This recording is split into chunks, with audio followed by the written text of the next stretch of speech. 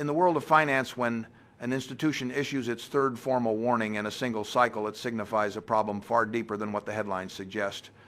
And that is precisely the juncture we find ourselves at now.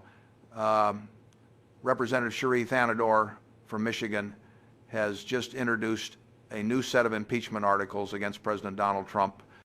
Unlike prior attempts, this action strikes at the very foundation of executive restraint. From an investor standpoint, you see this is less about politics and more about critical signals defining how far leadership can push before triggering systemic distrust. Structural instability doesn't always start with chaos. Often it begins with quiet patterns that we have ignored for too long. And that is the subject of our analysis today, because this impacts every single American, whether you follow politics or not. It's why I track these developments, subscribe to follow along and comment with where you're from. Thanador argues, Trump has repeatedly acted in ways that subvert the Constitution and governance. She cites unauthorized deportations, detrimental tariff strategies, and the systematic weakening of crucial federal agencies. Now, in capital markets, when leadership warps the rules, guaranteeing fair oversight, investors are forced to adjust expectations not just for profits, but for long-term national risk. Unchecked power is never efficient. It is profoundly expensive. We are now witnessing the rising cost of institutional fragility, a liability that markets simply cannot hedge. Understand, with Democrats holding a House minority, the odds of immediate success are quite slim. But impeachment is not always about removal. Sometimes it is about establishing a record. A third formal attempt constitutes a constitutional anomaly. Should it proceed, it will fundamentally reshape how future leaders calculate political risk. If it fails, it risks normalizing a hazardous precedent. In either scenario, the long-term consequences for trust, law, and civic capital are the metrics to watch. In any system, credibility compounds exactly like interest, and once that principle erodes, it seldom returns at its original value. The events of the past 48 hours are especially revealing. The discourse in Washington has pivoted from mere speculation to one of structural crisis. New articles of impeachment were filed on October 11th and 12th, signifying a critical inflection point, not simply in politics, but in governance itself. From a risk management perspective, the primary concern lies in the convergence of two parallel threats: formal charges from Congress on one flank and quiet discussions of internal intervention from Trump's own cabinet on the other. This dual pressure indicates an institutional fracture. In corporate parlance, it is akin to a board contemplating a shareholder lawsuit and a CEO's removal simultaneously. One does not witness such a scenario unless the core system is under extreme duress, and this is where the situation becomes profoundly more critical. Sources inside the administration now report that high-level officials have privately discussed invoking the 25th Amendment. That is the clause, of course, which permits the transfer of presidential power should the sitting leader be judged unable to discharge their duties. These are not mid-level aides or partisan operatives. We are speaking of deliberations at the cabinet level. You see, as someone who has analyzed leadership transitions in boardrooms for more than half a century, I can assure you of this. When insiders start drafting contingency plans for a forced succession, the core issue is no longer mere disagreement. It becomes a matter of institutional continuity, and that conversation only occurs when the risk of inaction outweighs the risk of action. What is now unfolding is historically unprecedented. We are observing congressional impeachment proceedings that are overlapping with executive branch discussions about forcibly removing a sitting president. This is not political noise. This is a constitutional stress test. This demonstrates that confidence is not merely eroding among political opponents. It is fracturing within the chain of command itself.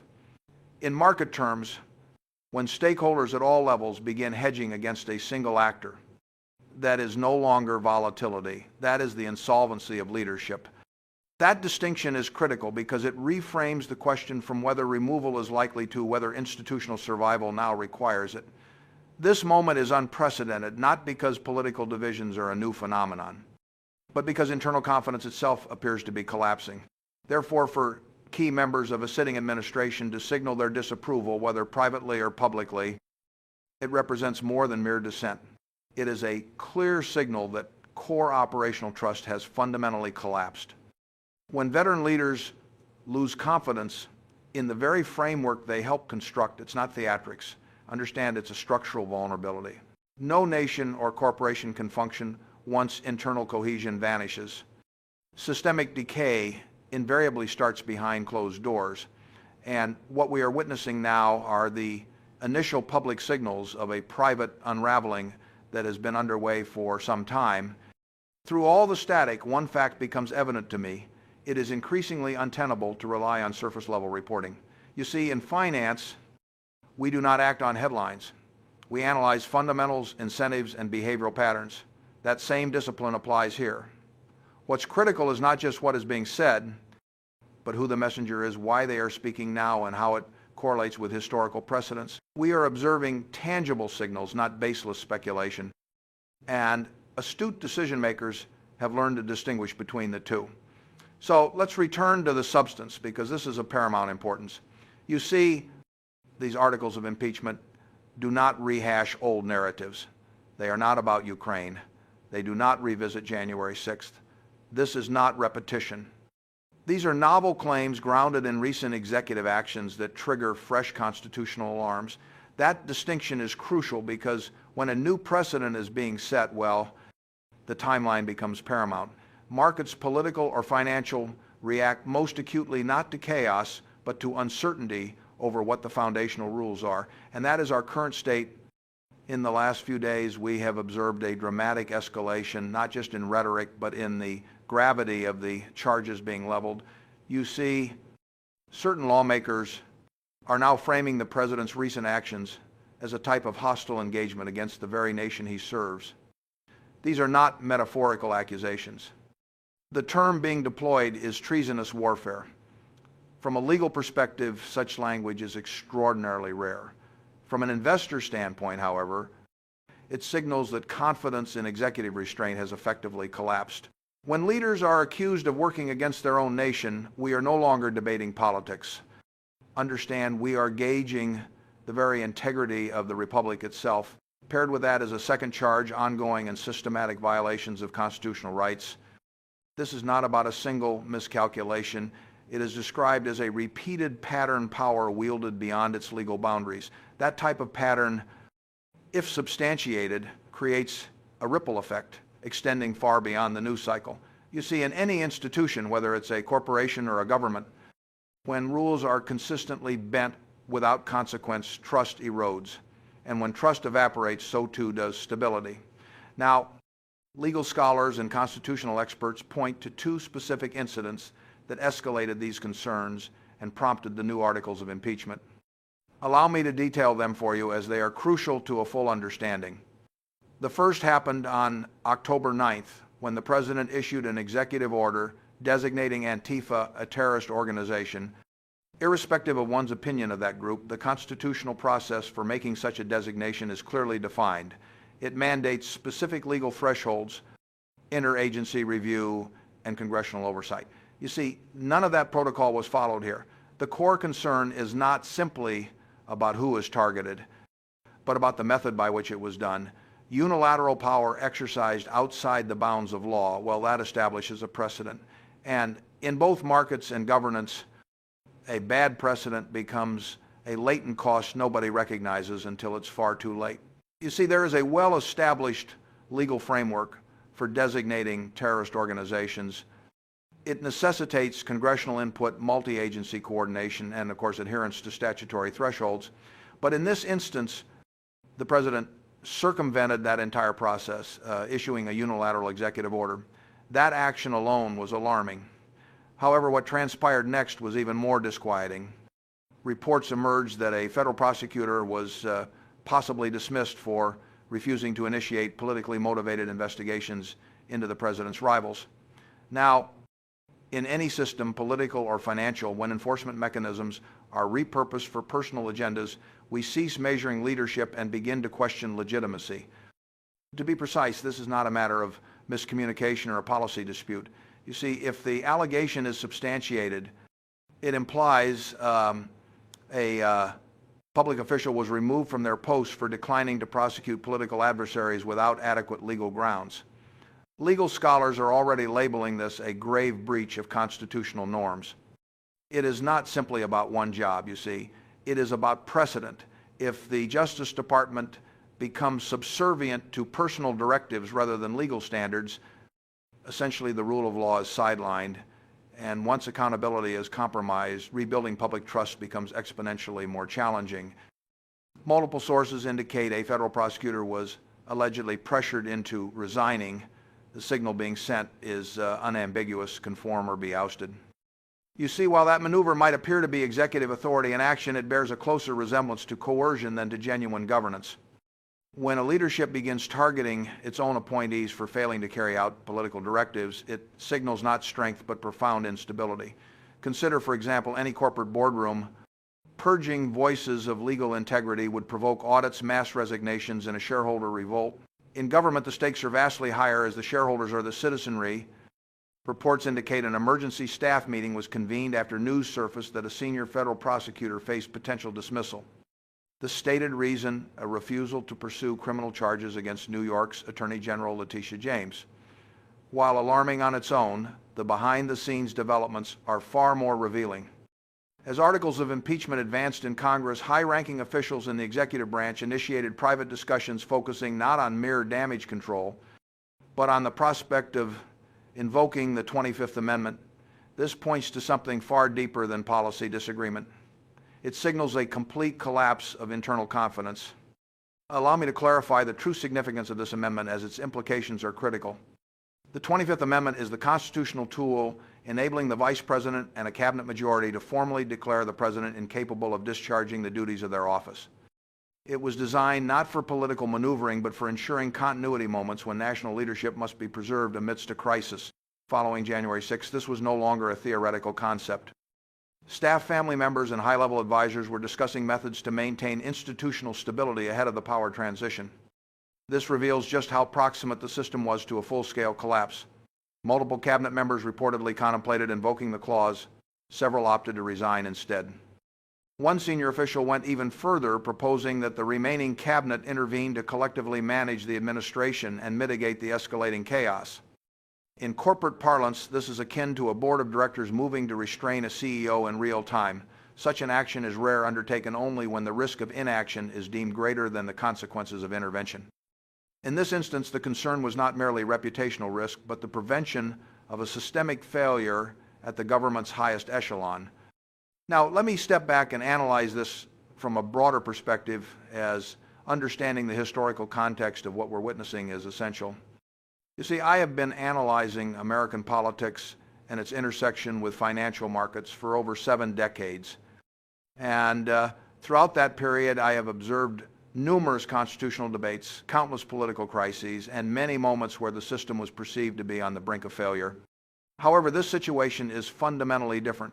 In the 1970s, we experienced Watergate, a grave constitutional crisis without a doubt. Yet even then, the system functioned as designed.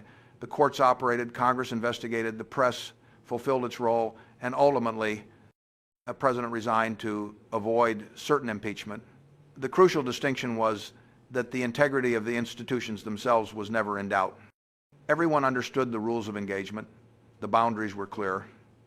What we are witnessing today is far more fundamental. We are not merely addressing potential presidential misconduct. We are confronting questions about whether the very institutions of governance can still operate as they were designed to. You see, when cabinet members begin privately contemplating the removal of their own president, it is not a sign of a normally functioning system. It is a symptom of a system under extraordinary duress. And from an investor's perspective, this type of institutional stress imposes costs that extend far beyond the immediate political theater. Markets thrive on predictability, not of specific outcomes which are unknowable, but of the fundamental rules of the game. When the rules themselves become fluid, that uncertainty is priced into every single economic decision. It is analogous to playing chess while uncertain if the pieces will move as they did yesterday. Now, this push for President Trump's accountability did not simply materialize overnight. You see, this has been a multi-year endeavor. Civic organizations, legal consortiums, and legislators have methodically amassed evidence, legal arguments, and case files to confront perceived constitutional overreaches. However, in statecraft, much like in financial markets, timing is the critical variable. Democratic leadership has shown strategic patience, not from apprehension, but from prudence. A mistimed impeachment, you understand, is not merely ineffectual. It can reframe the public discourse, frequently strengthening the very individual it aims to constrain. Historical precedent looms large. Trump faced impeachment on 2 occasions, and both times he emerged with his political standing preserved, arguably even bolstered. The Senate's failure to convict in either instance solidified the view among his supporters that he was a victim of partisan theatrics rather than legitimate legal inquiry. That perception, once cemented, becomes a significant political asset. In both marketing and statecraft, a narrative of persecution can generate political capital. This is the precarious balance Democrats must maintain, risking validation of the very conduct they oppose.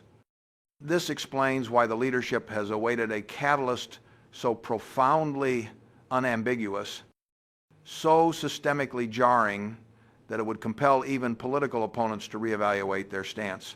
The latest executive order classifying Antifa as a terrorist organization could be that very inflection point. To some, this decision appears as necessary, long-awaited action. To others, it signifies a deviation from due process and the degradation of established legal norms. The issue transcends mere public opinion. The core question is whether executive authority is straying beyond the legal framework engineered to preserve the constitutional balance of power. Within a constitutional republic, authority is never absolute. These institutional safeguards exist for a critical purpose. For instance, designating a group a terrorist organization requires a formal procedure managed by the State Department, substantiated by intelligence, and is subject to legislative review. The mechanism isn't intended for arbitrary application. When a president circumvents this structure to act alone, the problem transcends legality. It becomes systemic. Governance becomes erratic. And in finance, as in government, such unpredictability is the very antithesis of trust. These legal frameworks are not mere bureaucracy. They are safeguards against the misuse of power. A terrorist designation is far more than a news headline. It triggers legal mechanisms that can seize financial assets, permit surveillance without standard oversight, and enable arrests under extraordinary provisions. These instruments are intended for national security, not for partisan gain. When such tools are utilized without satisfying the established legal criteria, constitutional experts are not simply worried, they are sounding the alarm, because a system that yields once is less likely to hold firm again. Now let's examine the parallel situation concerning a federal prosecutor. And here the implications become profoundly more disturbing. Reports from multiple independent sources indicate that this prosecutor was purportedly directed to initiate inquiries into individuals who were also the president's political opponents. This matter extends far beyond a personnel issue. It concerns the principle of institutional impartiality. Prosecutors serve the judicial system, not the agenda of a single leader. If that boundary is ever breached, you not only undermine faith in the justice system, you risk converting law into a political weapon. And that metamorphosis, once begun, is exceedingly difficult to undo. This is a significant paradigm shift.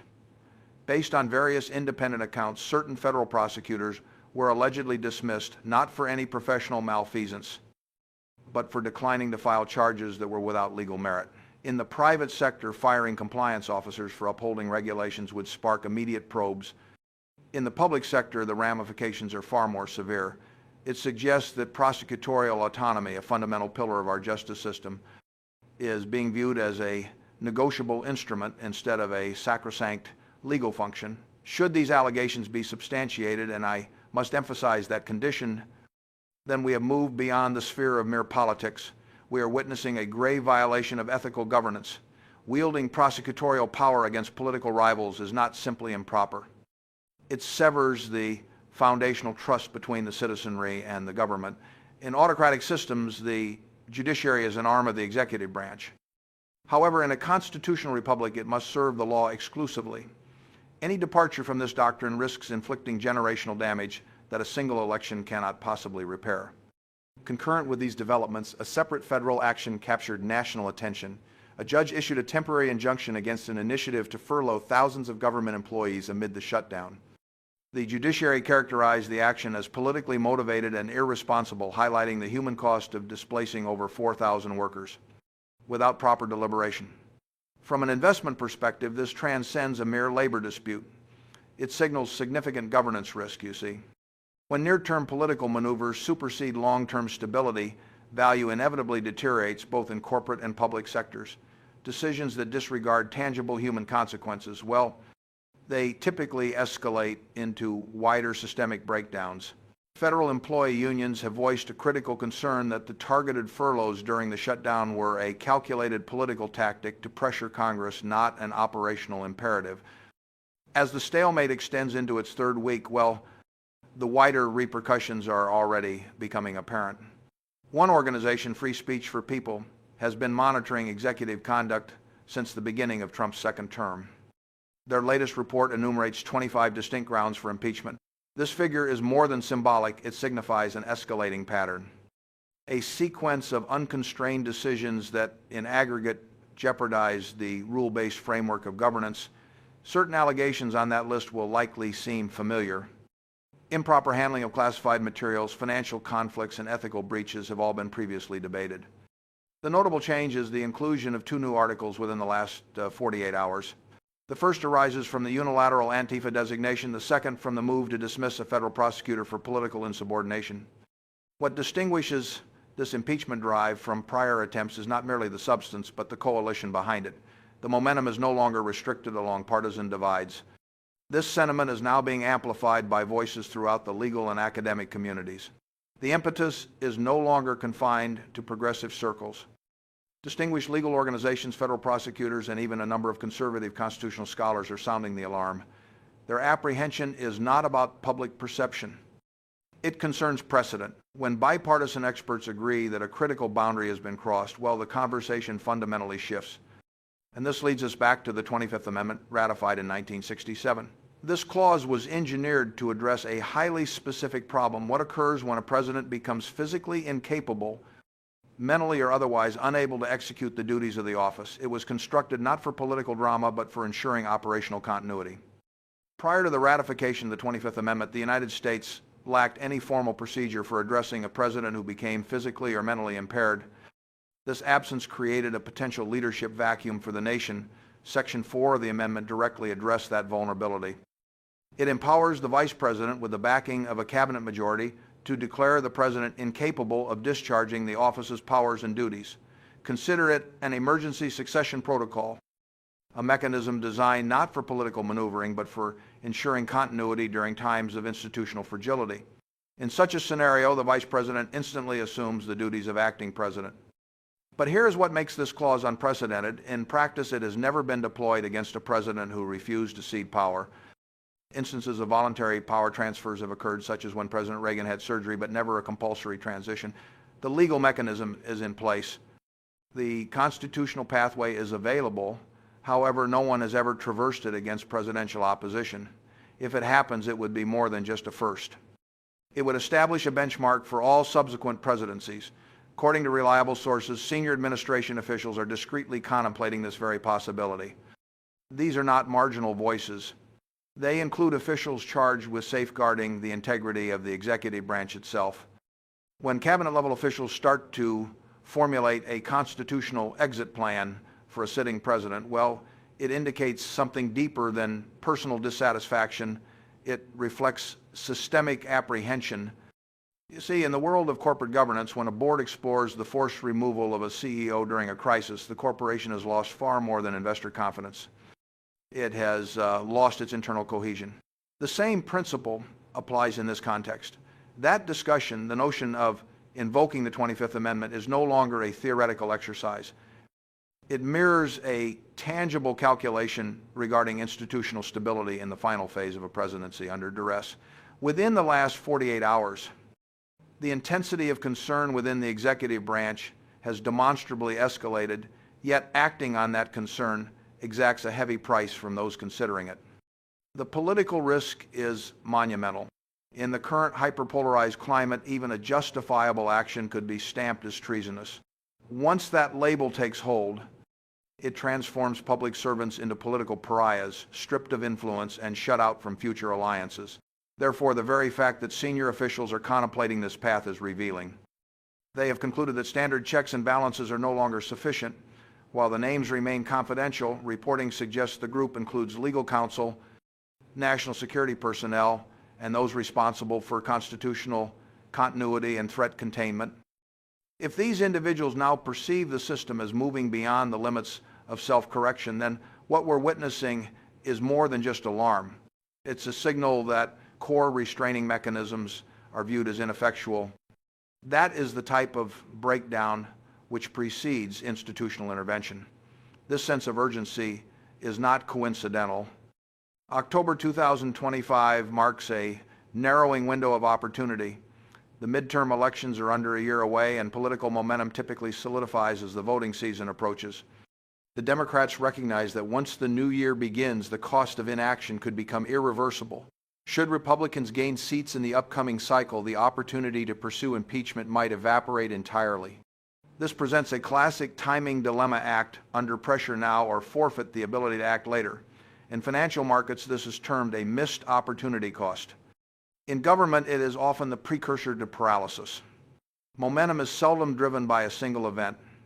It accumulates over time through a series of signals. In this instance, the Antifa directive and the prosecutor's dismissal are not isolated anomalies. They represent part of a sequence within the administration. Decision makers are increasingly viewing these actions as part of a pattern, one that could reflect a wider disregard for established procedural boundaries. When institutions identify recurring stress points, absent any corrective action, confidence begins to erode from caution into alarm. Political theorists will be dissecting this moment for years to come. The more pressing issue is the institutional response before this pattern solidifies into precedent. What we are witnessing is a collision between constitutional principle and political expediency. And like any system under duress, the outcomes become increasingly unpredictable. The longer a resolution is delayed, should the House proceed with impeachment, the initial step would be a formal vote where Republicans currently hold the majority. Procedurally, this path is only viable with substantial bipartisan backing. Yet in matters of governance, the vote transcends mere numbers. It is about timing, perception, and consequence. Each institutional maneuver now transmits a signal not just to the electorate, but to future administrations regarding what is permissible and what will be contested. This is where the path narrows. A successful impeachment within the House does not conclude the process. Rather, it transfers the burden to the Senate, and a conviction there necessitates a two-thirds majority. That particular threshold is not merely mathematical. It is cultural, demanding bipartisan consensus on constitutional boundaries. Crucially, neither impeachment nor the 25th Amendment serves to automatically disqualify a president from seeking future office. Only if the Senate convicts and subsequently holds a follow-up vote by a simple majority can such a ban be enacted. In corporate parlance, this is akin to a board not only ousting a CEO, but also precluding any future reinstatement. The stakes here involve legacy, not merely legality. At that juncture, should the Senate deliver a conviction, only 51 votes would be required to bar the president from holding federal office ever again. This process, however, extends beyond mere eligibility. It is about historical positioning. Every impeachment establishes a documented benchmark, a permanent record shaping how future generations interpret leadership. In capital markets, reputational damage can persist long after operational losses have recovered. In the political arena, the very same principle applies. A legacy defined by repeated impeachment becomes a liability not only for the individual, but also for the institutions that permitted it. Should this process move forward, Trump would become the first president in the history of the United States to face 3 separate impeachments. That distinction alone carries significant symbolic weight. However, there is also a media dynamic to consider. Weeks or perhaps months of public hearings would compel lawmakers to confront these allegations under intense public scrutiny. For the Republicans, it would force them to put their political alignment with Trump under a public microscope. For the electorate, this could represent a critical inflection point. Public sentiment isn't forged by facts alone. It is molded by how those facts are processed and narrated over time. Exposure recalibrates perception, and perception in the end determines election outcomes. Even short of removal, the downstream political fallout could be significant. It would likely impair the administration's capacity to negotiate, govern, or execute policy. It would also recontextualize how historians, legal analysts, and future leaders will analyze this era. As for the 25th Amendment, that operates as an entirely different mechanism. Unlike impeachment, which executes over weeks of procedural maneuvering, the 25th can transfer authority almost instantaneously. It is engineered for moments of acute crisis, and when our institutions confront escalating uncertainty, the speed of resolution becomes a key variable, not just for the continuity of governance, but for stability itself. If the 25th Amendment were to be invoked, the Vice President would instantaneously assume the duties of acting President. Legally, the protocol transfers power first and addresses the particulars later. Even if Trump challenged the move, he would be sidelined while the dispute is arbitrated by Congress. Reclaiming power would necessitate approval from both legislative bodies, the House and the Senate. In contrast to impeachment, which originates in the House, this reversal requires majorities in both chambers. It is the political equivalent of a hostile takeover, except the shareholders in this case are the institutions of government themselves. Theoretically, the 25th provides a faster, more surgical resolution than impeachment, but it operates with a critical contingency. The Vice President must initiate or concur with the action. Without that essential buy-in, the entire apparatus becomes inert. This transforms it from a purely legal question into a test of leadership. If the second highest officer in the government will not act, then the cabinet possesses no viable path forward. That interdependency is by design. It was created to safeguard against impulsive reactionary overreach. It also means that even where a consensus exists, action still requires centralized political will. Herein lies the deeper systemic risk, and it is vital to understand this. If the 25th is ever deployed not for genuine incapacitation but as a political tool, it establishes a precedent that the system cannot easily unwind. Envision a future in which policy disagreements escalate into removal proceedings. That is not institutional balance. It is executive volatility disguised as constitutional oversight. The demarcation between necessary intervention and political ambition must remain exceptionally clear. Once it is blurred, it erodes not just this presidency, but the structural trust upon which every presidency depends. In finance, this is what's known as reputational contagion. In a democracy, it is how legitimacy itself dissolves. If one administration crosses that line and deploys constitutional mechanisms for tactical leverage, it signals to the next that they may do the same. What was once a safeguard of last resort becomes a weaponized political option. That is not a constitutional order. That is strategic decay. Every president thereafter would govern under the specter of internal removal, not just public approval. It shifts the power balance inward and engineers chronic instability. From my analysis, it's not merely dangerous, it is expensive, because systemic uncertainty always carries a premium, and if this process moves forward, the next stages will be loud, public, and highly consequential. The House is highly likely to proceed, and the attendant media storm will be substantial. If articles of impeachment do pass in the House, Trump would become the only president in American history to have been impeached 3 times. That alone carries significant symbolic gravity, but the Senate remains the true proving ground. The initiative will likely fail there. Republicans will characterize it as partisan overreach, a thinly veiled attempt to nullify the electoral process. Democrats, by contrast, will frame it as a matter of accountability and the defense of democratic norms.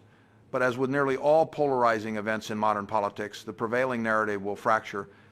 Each side will message to its own base, and the broader public will be tasked with interpreting the signal from the noise. The nation, already polarized, will likely stay that way. Public opinion will not pivot overnight, especially not in the current political climate. As for the 25th Amendment, it will probably recede from the conversation. The political capital required is too great and the legal framework is too untested. Cabinet members will calculate the risk to their legacies and careers, and most will decide it's not a viable action. In the capital markets, we refer to this as reputational risk aversion. In politics, it materializes as a form of strategic paralysis where everyone can see the cliff ahead.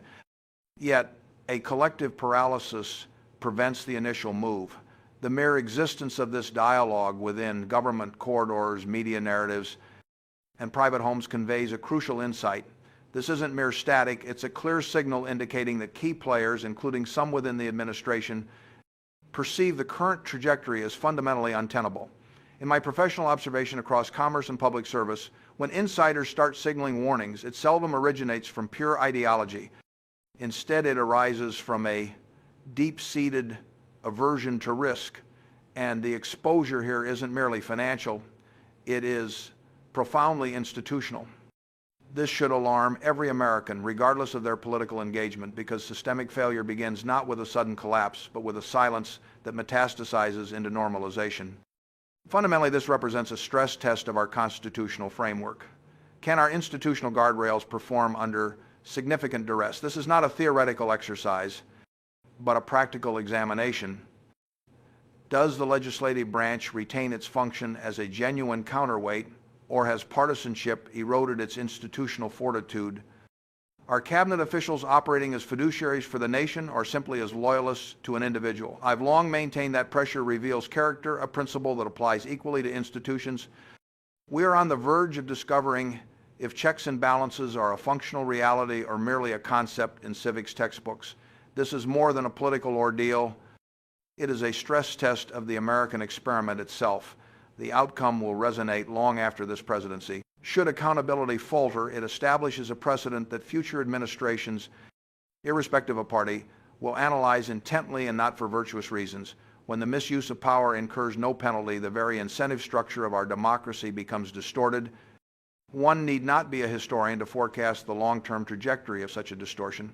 However, if this juncture produces tangible, proportionate consequences, we could reaffirm the principle that no single individual, not even a president, is above the system.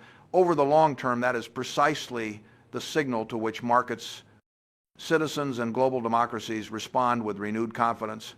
When institutions begin to flex their constitutional authority, it sends a stabilizing tremor through the entire system, affecting not only legislators but also financial markets, corporations, and the public observing from home. If this process devolves into a procedural ritual devoid of principle, it forfeits the deterrent effect intended to safeguard the republic. True accountability extends far beyond the immediate news cycle. It is about safeguarding the long-term viability of a system predicated on trust. If key figures from cabinet officials to the electorate recede into passivity, the repercussions will transcend the political sphere to become cultural. And as any seasoned investor knows, culture invariably devours strategy. The political terrain remains fluid. We may witness more insiders from the administration stepping forward, motivated by either principle or a calculus of self-preservation as the risk profile intensifies. There comes a point where the cost of silence exceeds the cost of dissent, yet we must not be naive about the situation. A significant possibility exists that the institutional machinery will grind to a halt, effectively rewarding defiance. This is the central paradox of political inertia. At times, it inadvertently fortifies the very thing it fails to check. The ultimate metric is not who prevails in the short term, but what lessons the nation derives from this episode, regardless of the outcome. This will become a defining case study for future generations on leadership, institutional courage, and the resilience of democracies under internal duress. We are not merely navigating volatile weeks. These are historical inflection points, and history tends to assign immense gravity to the choices made in these critical moments. We are not passive observers in this narrative. We are all stakeholders, whether we are allocating capital, leading a company, or simply managing a household. The structural integrity of our democratic framework dictates the entire operational climate for everyone. That is its significance. That is why I am monitoring it with forensic attention. The immediate trajectory depends on a delicate calculus of political will and constitutional obligation. While the House may have the procedural votes to move forward with the articles, the decisive conflict will unfold in the court of public opinion and within the quiet corridors of power where loyalties are ultimately weighed and tested. The charges now transcend a singular incident pointing to a consolidated pattern of conduct that directly confronts our core mechanisms of accountability. This is not just another political crisis. It is a diagnostic moment for the Republic's immune system.